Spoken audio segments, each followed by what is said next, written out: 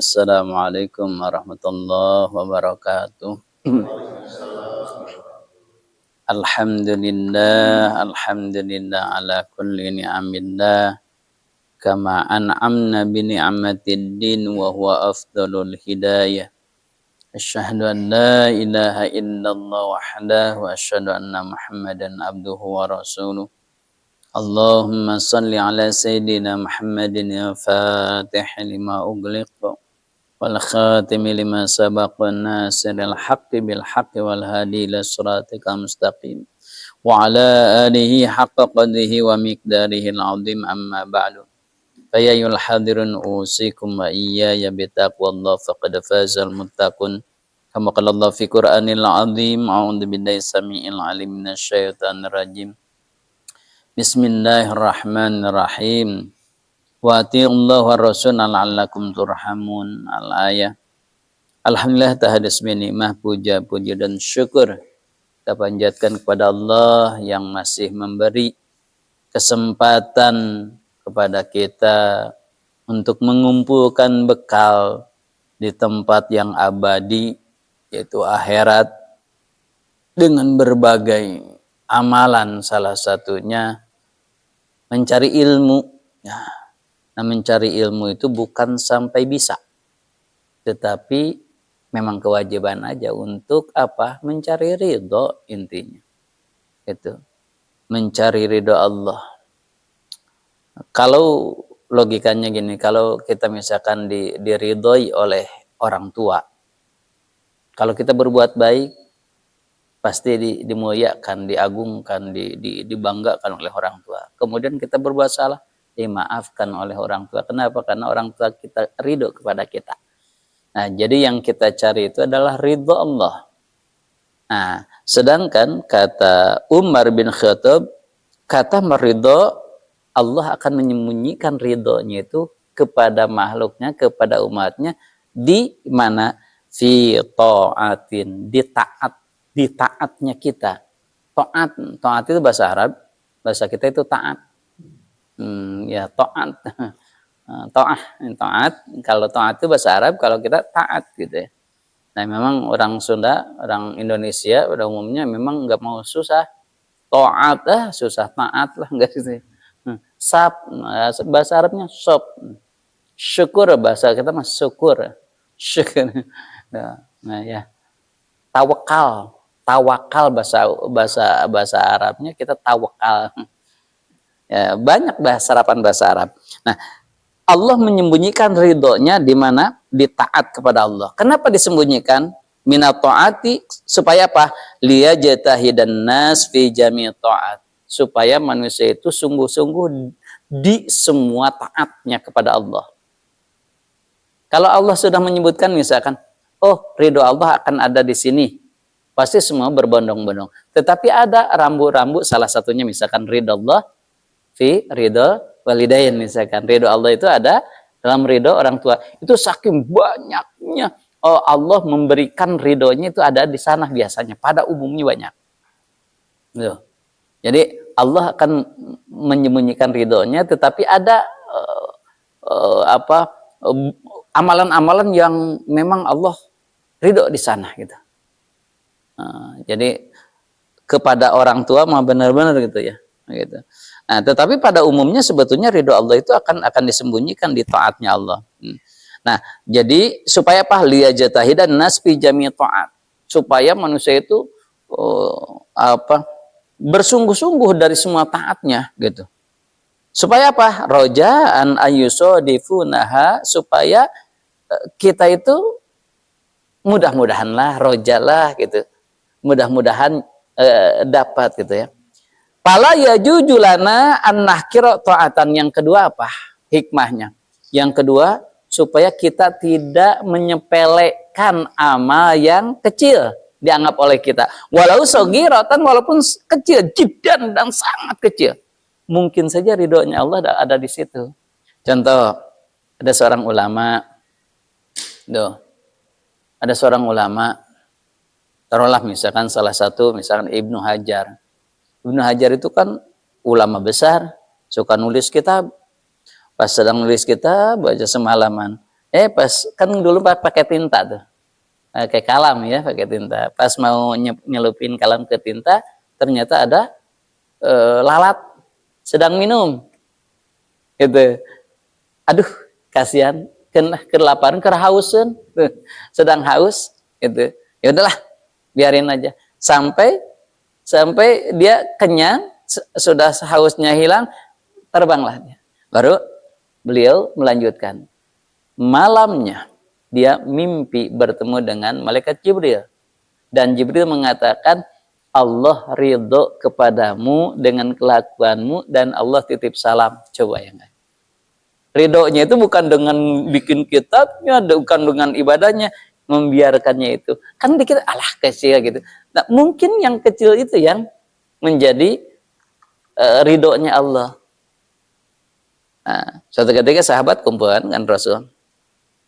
Ya. Kemudian sahabat manggil, wahai Abu Bakar, engkau salah satu orang yang dijamin surga oleh Allah. Coba bayangkan Abu Bakar masih hidup sudah dijamin surga gitu. Udah dikasih tiket, padahal Abu Bakar sudah masih hidup gitu. Dikatakan. Kemudian beliau bertanya kepada sahabat, wahai sahabat, kira-kira kenapa Abu Bakar itu udah dijamin surga oleh Allah? Iyalah, imannya paling hebat ya Rasul. Bukan. Iya ya Rasul, tahajudnya paling mantap. Bukan. Iya ya Rasul, dia itu sedekahnya paling hebat. Bukan. Oh mungkin dia paling dekat denganmu ya Rasul. Bukan juga. Tapi ridhonya dari mana? Coba siapa yang tahu? Tidak tahu. Abu Bakar engkau tahu? Enggak, aku enggak punya apa-apa ya Rasul. Ridhonya Allah datang kepadamu karena kamu membebaskan seorang abid yang sedang sengsara, yang sedang disiksa oleh Muawiyah. Siapa itu? Bilal bin Rabah. Jadi bukan ibadah-ibadah itu, ridhonya Allah itu ada di menyelamatkan itu. Gitu. Nah, sebaliknya, gitu sebaliknya. Supaya kita tidak menyepelekan amalan. Ini, ada seorang wanita. Nah, dalam hadis seorang wanita sudah diklaim itu pasti masuk neraka karena dia tukang zina. Dan terakhir zina dengan anaknya dan hamil. Coba bayangkan, bingung dia kan. Kalau nggak hamil mungkin dia nggak mikir ya. Kemudian datang kepada Nabi, ya Rasul, aku mau taubat. Kenapa? Itu bisa nggak taubat? Allah bisa, kata Rasul, Allah Maha Pemaaf. Pasti dosa apapun. Apa dosamu? Aku udah malu. Malu gimana? Allah itu nggak akan menolak pertobatan seseorang. Ya Rasul, tapi ini luar biasa. Kenapa? Aku tukang zina. Kalau kamu taubat dimaafkan. Tapi terakhir ya Rasul, terakhir gimana? Aku zina dengan anakku. Wah, Rasul kaget Rasul dan hamil ya Rasul Rasul sampai kaget tuh. Udah kamu keluar kan gitu. Kenapa? Karena kan ketika Allah memberikan adab, itu kan Nabi juga pasti kena. Maka disuruh kemana? Tapi Rasul itu, wahai Aisyah, itu ada kurma 3 sisa tadi pagi, makan kita sarapan, kasihkan. Dikasihkan. Kalau dikasihkan dia bingung kan?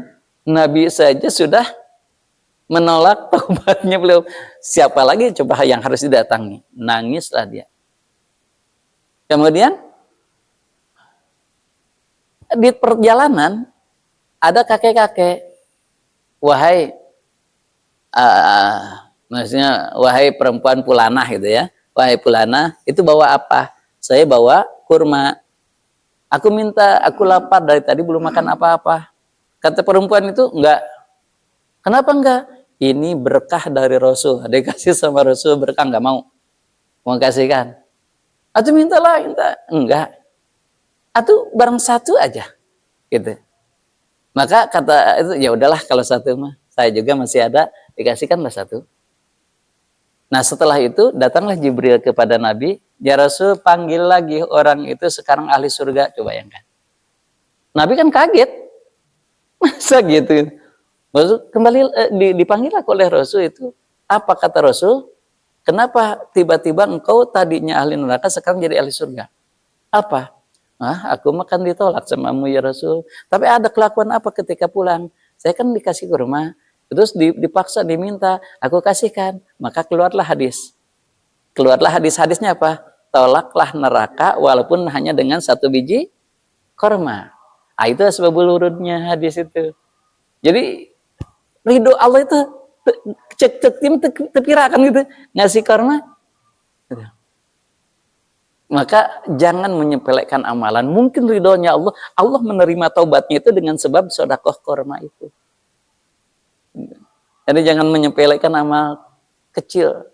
Mungkin saja ridho Allah itu di situ, gitulah intinya. Kita pas lihat sendal, aduh sendalnya kasihan terbalik, kita benerin. Mungkin Allah ridhonya di situ. Kalau Allah udah ridho, pasti udah dunianya senang, akhiratnya sudah surga pasti. Jadi Allah menyembunyikan ridhonya di taat. Di mana taatnya? Nggak tahu wajib, nggak tahu sunnah, nggak besar, nggak kecil. Makanya kita semuanya aja, yang besar, yang kecil, kalau itu berhubungan dengan taat, laksanakan. Li'annahu rubbama kana ridhallahu fiha. Mungkin saja yang kecil tersebut, contoh-contohnya kan banyak. Yang kata kita ada terpira gitu ya, tapi justru itu penyebab ridhonya Allah. Nah, yang kedua, wakatama ghadab bi maksiatin. Allah juga menyembunyikan murkanya Allah itu ada di maksiat, di dosa. Itu sama dengan yang barusan ridho, jangan menyepelekan kan gini. Allah ini mah dosa kecil ini, jangan. Mungkin murkanya Allah di situ. Ya, kita dalam hadis aja dulu. Dalam hadis ada seorang wanita yang ahli ibadah tuh ya. Kita sering itu kisah hadis itu sering. Tukang ibadah tuh. Pas terakhir gitu ibadahnya hebat lah. Ketika dia lihat kucing kelaparan tuh. Kan kasihan katanya. Udahlah bawa aja. Kemudian dia kasih makan supaya dia bisa enggak kenyang, dia dikurung karena dia ahli ibadah lupa lalai di belakang itu kucingnya dikurung. Sampai beberapa hari dia kelaparan si kucingnya sampai makan rumput setanah sampai mati. Maka diklaimlah orang itu ahli neraka. Ini menyebutkan bahwa jangan menyepelekan amalah intinya gitu. Pasti ada amal-amal lain sih sebetulnya, tapi pasti itu yang murkanya Allah itu kadang-kadang dianggap oleh kita kecil gitulah. Maka jangan menyepelekan, intinya jangan menyepelekan maksiat, jangan menyepelekan amal walaupun sekecil apapun. Mungkin ridha Allah ada di amal taat tadi, mungkin murkanya Allah ada di maksiat tadi. Allah ada ya mah dosa leutik, ada ya mangan sakadar ngadelekan batur hungkul. Ini mangan sakadar ngomongin orang lain. Mungkin saja itu dosa yang Allah murka ke kita gitu. Salah satu yang paling utama adalah sukhtullah fi sukhtil walidain. Murkanya Allah tergantung murka orang tua. Jadi orang tua kalau murka pastilah. Ya, yang lainnya disembunyikan oleh Allah. Maksiat di maksiat yang mana? Mungkin gini, maaf misalkan kita sudah makan nih. Sampahnya udahlah biarkan aja. Kan mengotori masjid itu kan dosa tuh.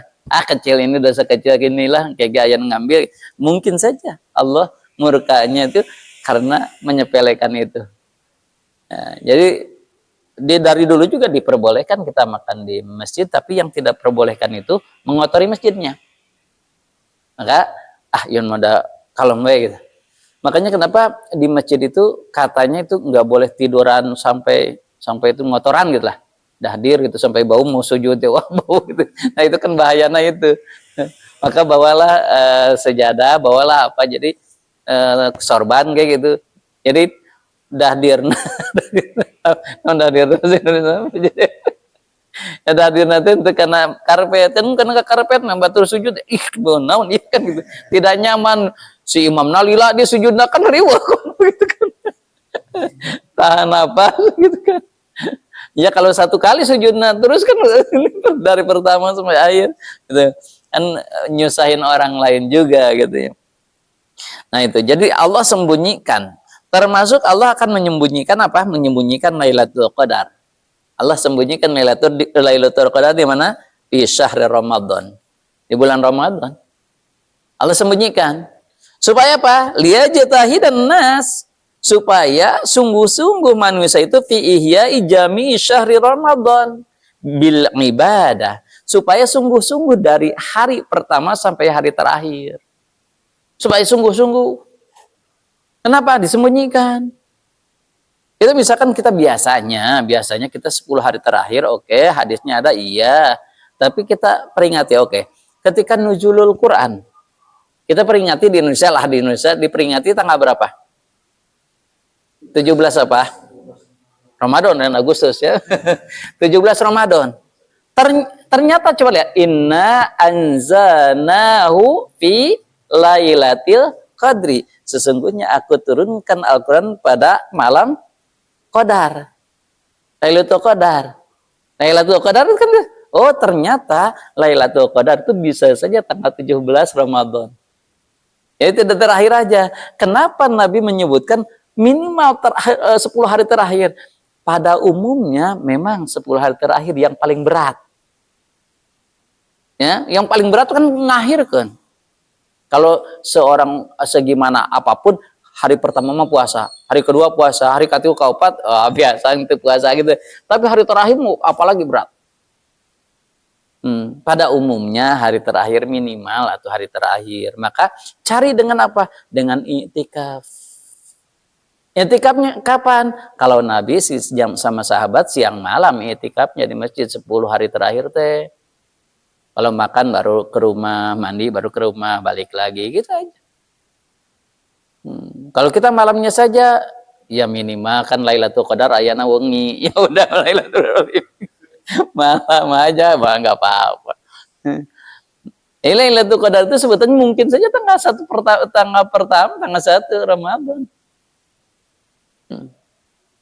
Dan kalau malam Lailatul itu kan malam Qadar itu kan namanya malam, hari malam itu kan dari mulai maghrib.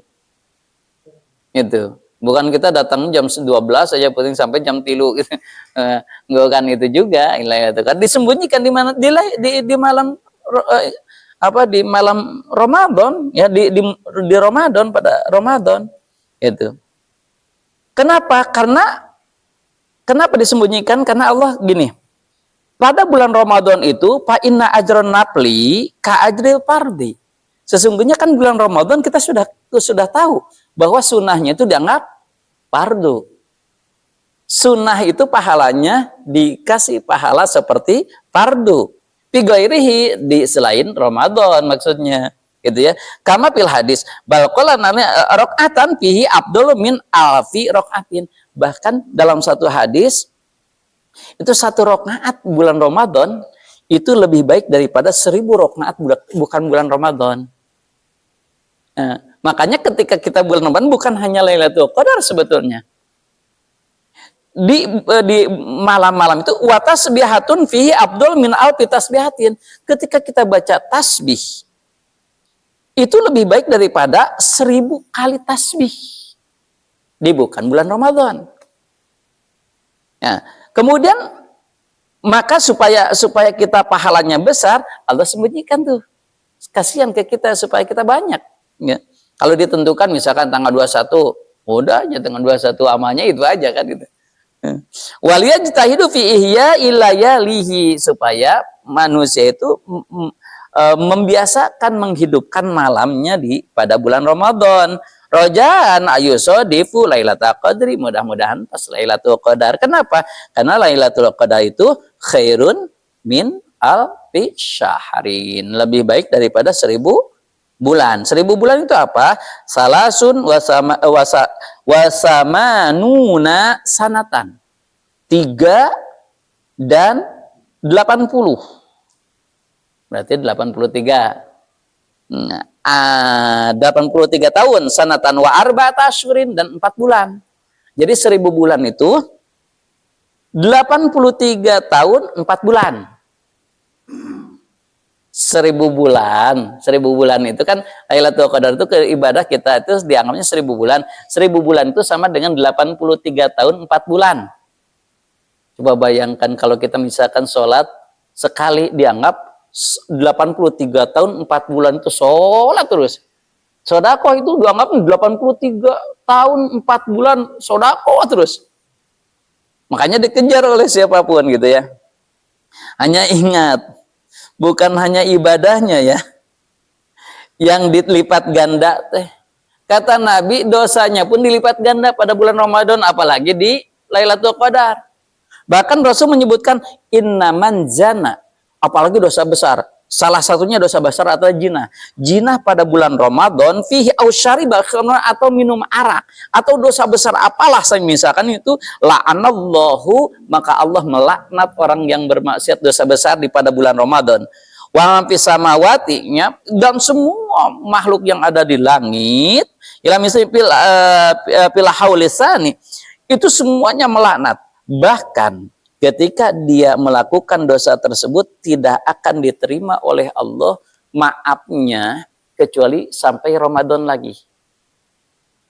Kalau di bulan Ramadan itu dia mohon maaf baru diterima. Kenapa? Karena taubatnya bulan Ramadan beda dengan taubatnya bukan bulan Ramadan. Jadi kalau dia tobat-tobat diterima, tapi tidak akan nyampe ke dosanya itu kecuali nanti bulan Ramadan berikutnya.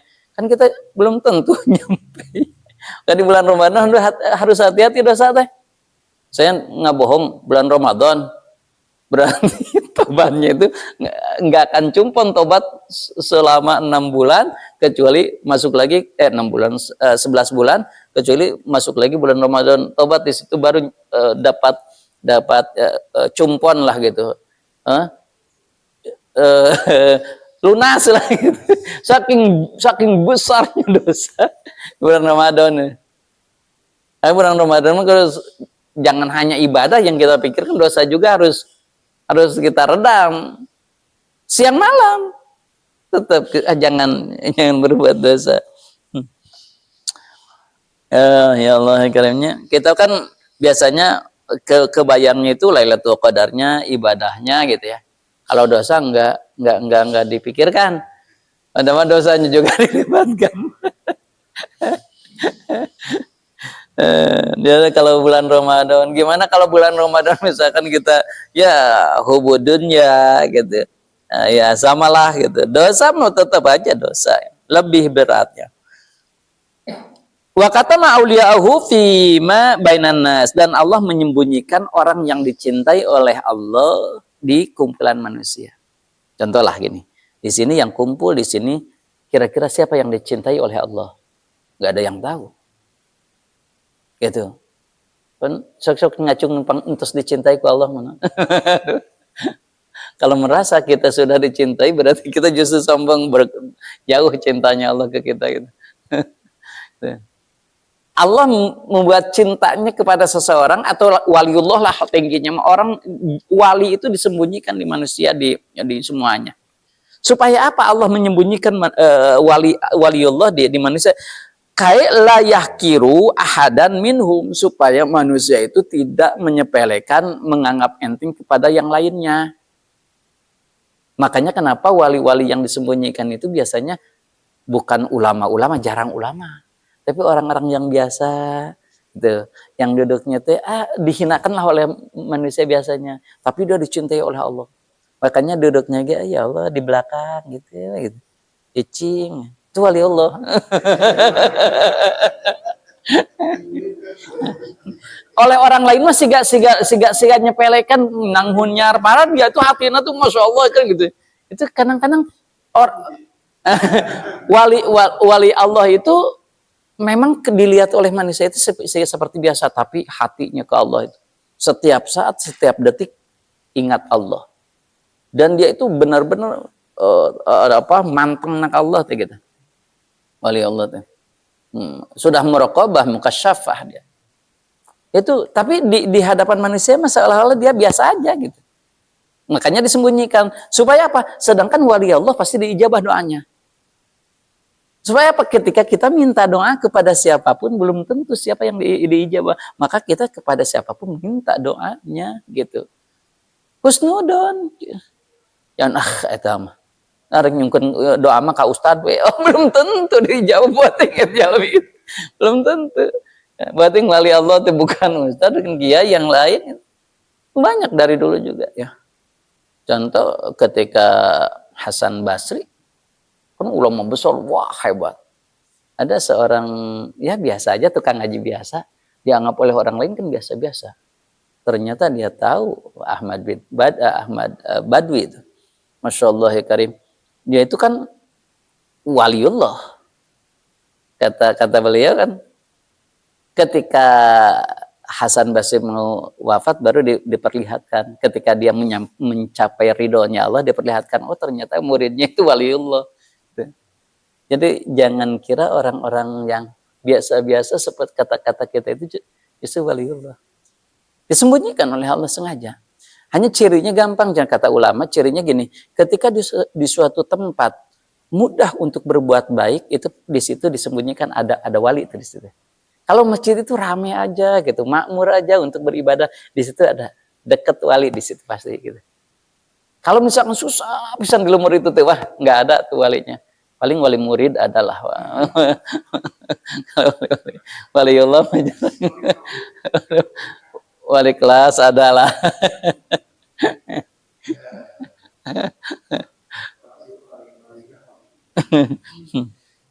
curing hak. Allah menyembunyikan walinya. Kenapa? Supaya tidak menghinakan kepada siapapun. Mungkin saja doa itu di situ adanya gitu. Nah, begitu pula wa katamal mautu fil umri. Dari yang tadi dari awal-awal itu kan banyak keterangan dari kita yang dengar tadi,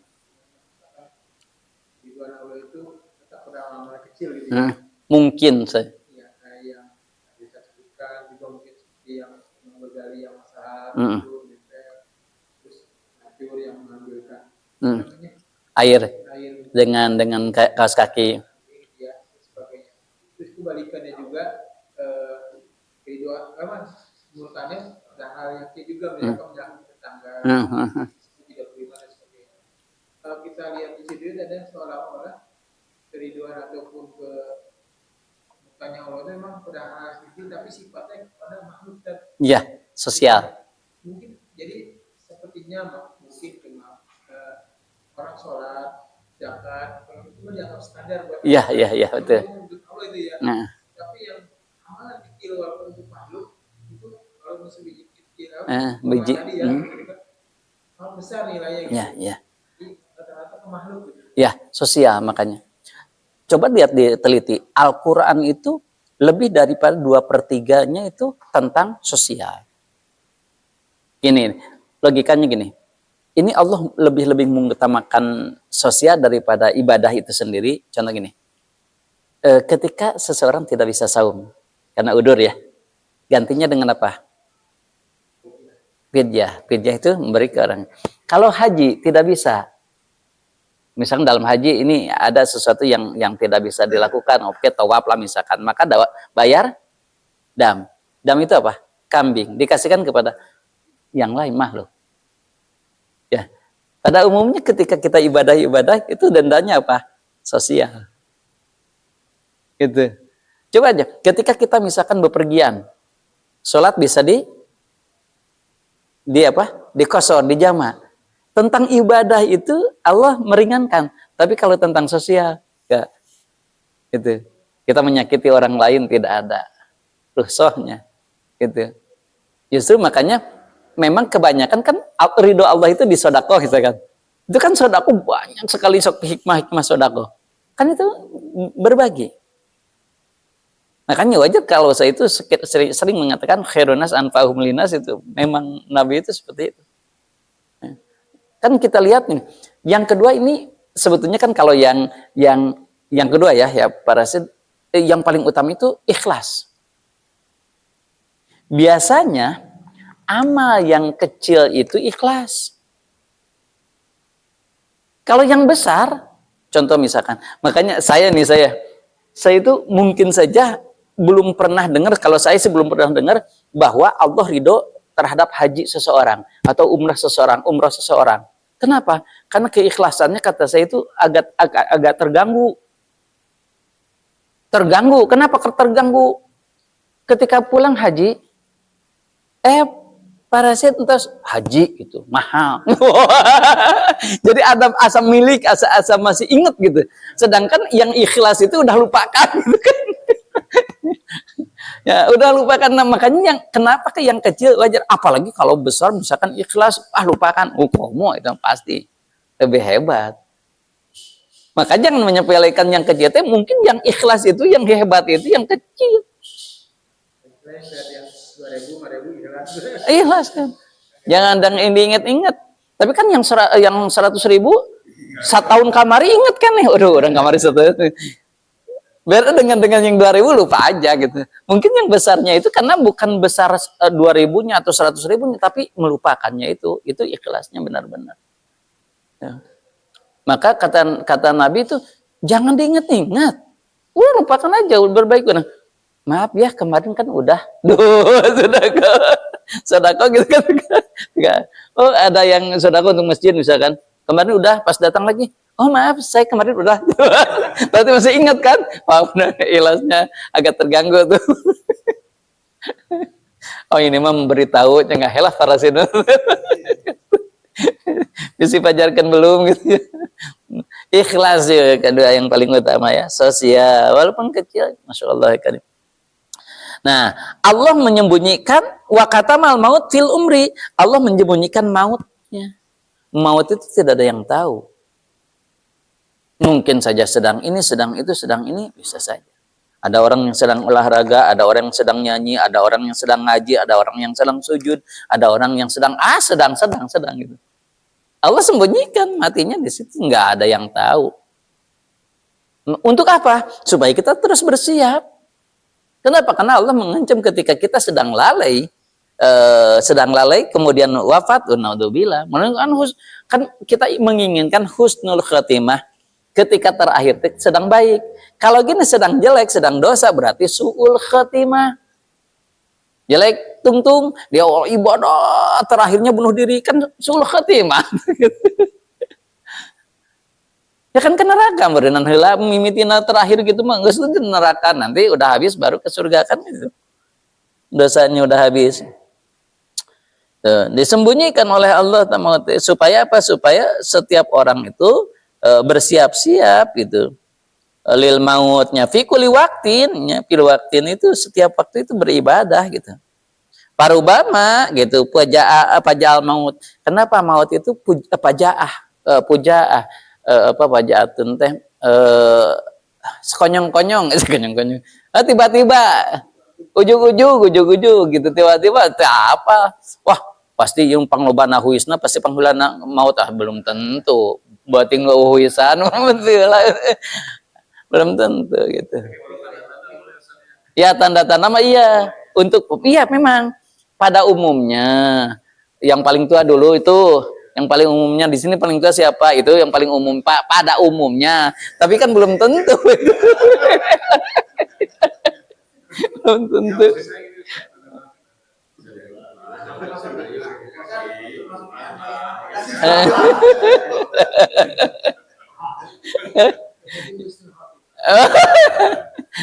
Nah, kenapa? Nah, ini kan Allah, kalau kita ada uban, kata Allah itu sudah peringatan.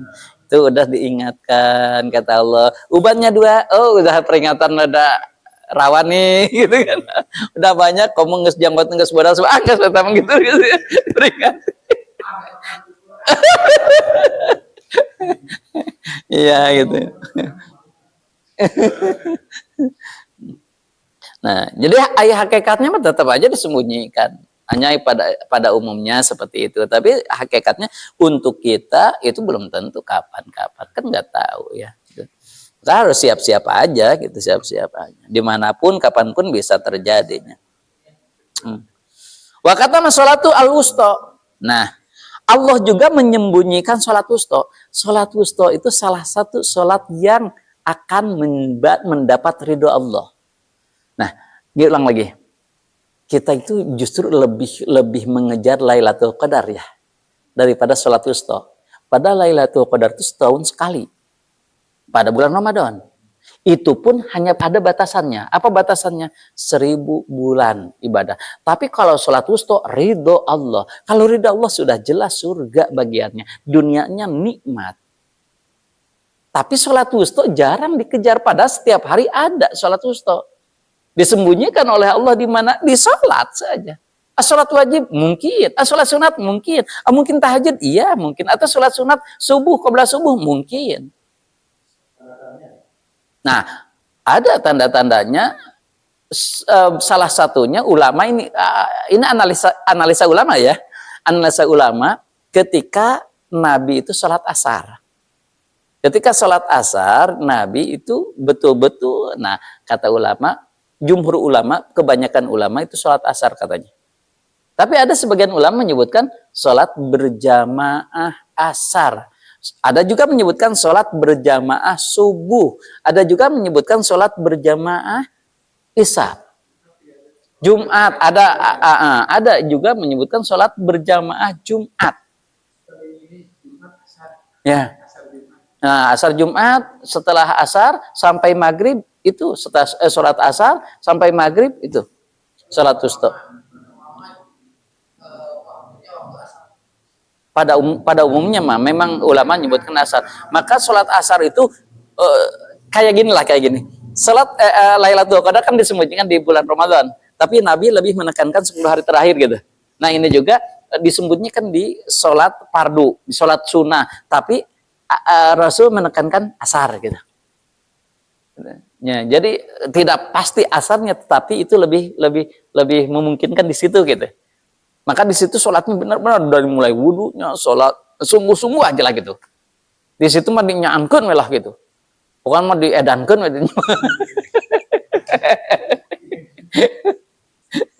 sholat asar itu. Nah, kadang-kadang saya juga nggak tahu itu apakah belum mengerti gitu pada umumnya manusia, pada umumnya kita, bahwa sholat wusta itu lebih istimewa di hadapan Allah itu daripada Lailatul Qadar. Tapi perasaan kita kan Lailatul Qadar lebih hebat, lebih wow gitu. Padahal kan Lailatul Qadar itu Allah sudah jelas 1000 bulan ibadah, 1000 bulan. Kalau ini ridho Allah kan jauh sekali. Kalau Allah sudah ridho ya udah. Kan Allah ridho kepada Nabi. Dosa pun aku ampuni kalau kamu punya dosa. Kenapa? Karena sudah ridho. Gitu. Maka sholat wusta itu lebih utama kita coba gitu. Mungkin duhur, mungkin asar, mungkin maghrib, mungkin subuh. Jadi setiap sholat benar kan gitu. Dan mungkin saja yang lain gitu. Minimal satu aja dulu kita iyahkan gitu. Sholat wusta teh. Cari oleh kita sholat wusta. Kenapa? Karena Allah ridho di sholat wusta itu. Dan Allah akan mengabulkan doa-doa kita gitu. Sholat wusta itu kalau kita berdoa setelah sholat wusta dikabulkan oleh Allah doanya gitu. Intinya ridho Allah, yang berat ridho Allah, rahmat Allah, kasih sayang Allah. Itu yang paling kita cari itu ngaji ingin ridho Allah, bukan ingin pintar dah. Kalau ngajinya ingin hanya sampai bisa, merasa bisa aja, ngajinya pasti berhenti. Kenapa? Karena tujuannya ingin bisa. Saya mau udah ngerti, saya mau udah bisa, gak usah ngaji lagi, kan itu bahayanya. Padahal ingin ridho Allah. Orang yang sombong kan nggak mungkin diridhoi oleh Allah. Maka terus kita mencari ridho Allah gitu. Salah satunya sholat wusta. Sholat berjamaah. Termasuk misalkan syarat rukunnya kita perhatikan, pembatalannya kita jauhi, makruh-makruhnya kita hilangkan itu. Nah, termasuk Allah menyembunyikan Ismul A'dham di Asmaul Husna-nya Allah. Kata Rasul, barang siapa yang berdoa dengan Ismul A'dham pasti diijabah oleh Allah. Tapi Ismul A'dhamnya disembunyikan oleh Allah di Asmaul Husna. Kalau gitu Pak Ustadz, udah aja saya baca dari awal sampai akhir. Berarti ada Ismul A'dhamnya. Beda kalau dibaca gitu, kita bukan mintanya ke Ismul A'dhamnya, tapi ke Asmaul Husnanya. Kalau gitu semuanya atau bisa berdoa dengan itu, tapi sebagian ulama menyebutkan ya silahkan aja, nggak apa-apa, mungkin saja. Gitu. Jadi Ismul A'dham itu nama Allah yang agung sehingga ketika kita baca itu diijabah doanya. Itu disembunyikan di Asmaul Husna-nya Allah. Ada yang menyebutkan ya Allah. Baca ya Allah 3000. Dan malam Jumat katanya 3000. Ya Allah, ya Allah, ya Allah, ya Allah. Ada yang menyebutkan, apa menyebutkan ya Allah? Ini menyebutkan nama Allah, itu kenapa? Karena kita cinta. Setelah itu kita berdoa, lain nggak doaku ya Allah, itu mah hanya zikirnya. Sehingga ya Rahman, ya Rahman, ya Rahim, kan itu kan menyebutkan nama Allah. Kita mengingat, ada yang menyebutkan apa? Ya Allah, kan gitu. Itu zikir yang mengingat Allah. Ketika maaf, tadi kembali lagi ke siapa? Yang disiksa oleh Muawiyah, Bilal.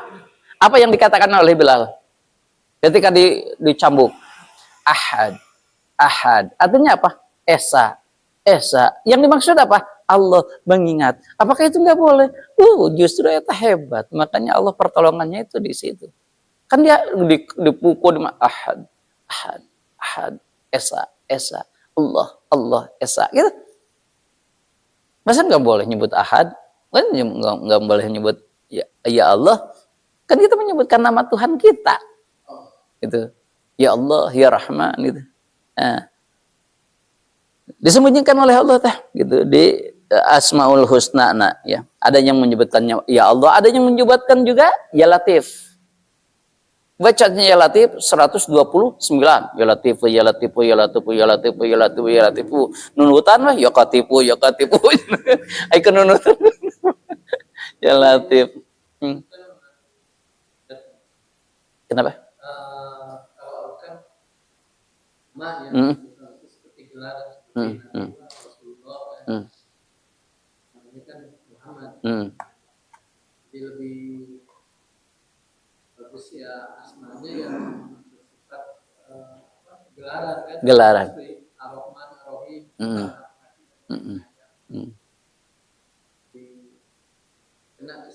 Oh, kalau misalkan kita mau menyebutkan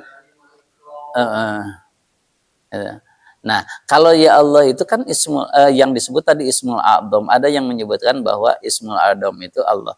Kata Allah kan kalau kita lihat di hikmah ya, di ahli hikmah, itu ya Allah itu sudah mencakup keseluruhan Asmaul Husna gitulah. Kalau dilihat dari makna gitu, Allah itu sudah mencakup keseluruhan Asmaul Husna. Ya. Asmaul Husna yang 99 gitu. Makanya kenapa ulama-ulama ada yang menyebutkan ya Allah itu sudah mencakup keseluruhannya. Ya kalau secara logika mah ya memang mendingan sifat-sifat yang jelas ya Rahman, berarti dat yang Maha Pengasih kita memuji. Kalau ya Allah kita menyebutkan aja gitu ya. Itu logika ya, logika. Ya, tapi kan Allah misalkan Allah senangnya menyebutkan Allah, Allah, Allah ya jadi masalah ya. Kalau misalkan secara pendekatan secara coraknya tasawuf ya. Kalau coraknya corak ilmi mungkin ke sifat lebih utama. Kalau coraknya kita corak menafsirkannya corak secara ilmi ya, secara ilmu ya. Itu. Nah, jadi Allah menyembunyikan beberapa hal di dalam hal yang lain. Gitu. Salah satunya sholat wusta. Ya. Sholat wusta itu juga kita harus benar-benar termasuk ridho Allah, murka Allah, maut itu harus kita lihat ya. Mudah-mudahan, nah yang paling utama juga ridhonya Allah itu yang paling utama kan ada di sholat wusta satu, yang dua ada di orang tua, ridha Allah. Itu lebih. Ya. Tapi kalau saya lihat sih di kisah-kisah itu dari dulu ya, kebanyakan itu tadi saja sosial, kebanyakan Allah ridho itu di hal sosial yang dianggap kecil gitu, sodako gitu. Sampai ke sodakohnya ke anjing, ada sebuah anjing kan, seekor anjing, sampai ridhonya Allah itu ada di situ.